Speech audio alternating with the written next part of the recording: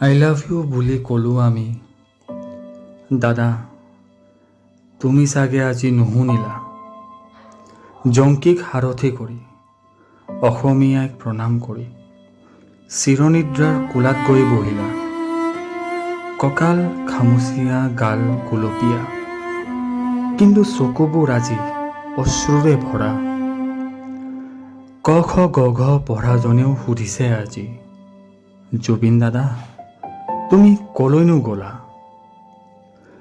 থুনুকা এই জীৱনত যেন আজি এমুঠি হাঁহি পাবলে টান। থকা হাঁহিখন আজি নোহোৱা হ'লগৈ। শাৰদীয়াইৰো আজি অশ্ৰুপান। নিদ্ৰাৰ পৰা সাৰ পোৱা দাদা, উঠা জাগা আৰু চোৱা। সহস্ৰ এই অসমবাসীক অন্তিমবাৰ এবাৰ উভতি হাঁহি চোৱা। বুজিছো আজি আৰু বুজাও তুমি, অসমীয়াৰ সৰ্বশ্ৰেষ্ঠ সন্তান তুমি। তোমাক দেখা পালে দাদা সপোন জাগি উঠে। তোমাৰ অন্তিম স্থল আজি এক তাজমহল। মন নদী হৈ বৈ গৈছেহি তোমাৰ কাষলে। তোমাৰ সেই অন্তিম স্থান আজি এক শ্ৰদ্ধাৰ স্থল। সপোনত জানে কেতিয়াবা আপোনাক দেখোঁ। দিঠক নে নিদ্ৰৰ মায়া ধৰিবই নোৱাৰো।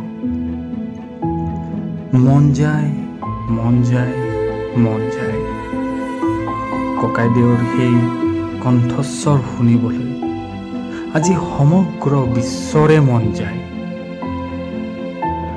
জোনবাই বেজী এটি দিয়া বুলি পদ্য পঢ়া বয়সৰে পৰা শুনি আহিলোঁ কেৱল তোমাৰে গান।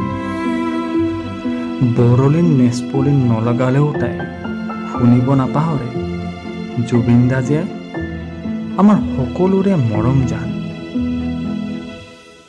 শংকাৰে আৱৰা দাদাৰ সেই অন্তিম ক্ষণ, ৰুদ্ধ, ক্ষুব্ধ, স্তব্ধ আজি অসমৰ প্ৰত্যেক জনগণ।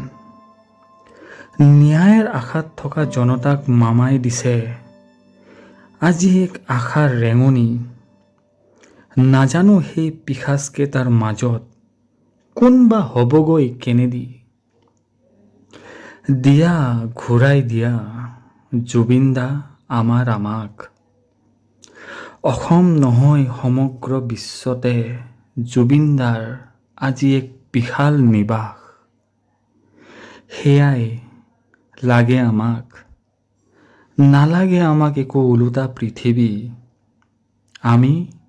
আমি এই চোন জুবিন দাক চিৰকাল জীয়াই ৰখাৰ সপোন নতুন। মায়াবিনী এই ৰাতি তোমাকে দুচকুত পাতি লিখিলোঁ তোমালৈ এই পদ্যটি। উভতি আহা যেন আকৌ এবাৰ অসমীয়াৰ কোলালৈ, ঈশ্বৰৰ ওচৰত এয়াই মোৰ একমাত্ৰ মিনতি, মায়াবিনী।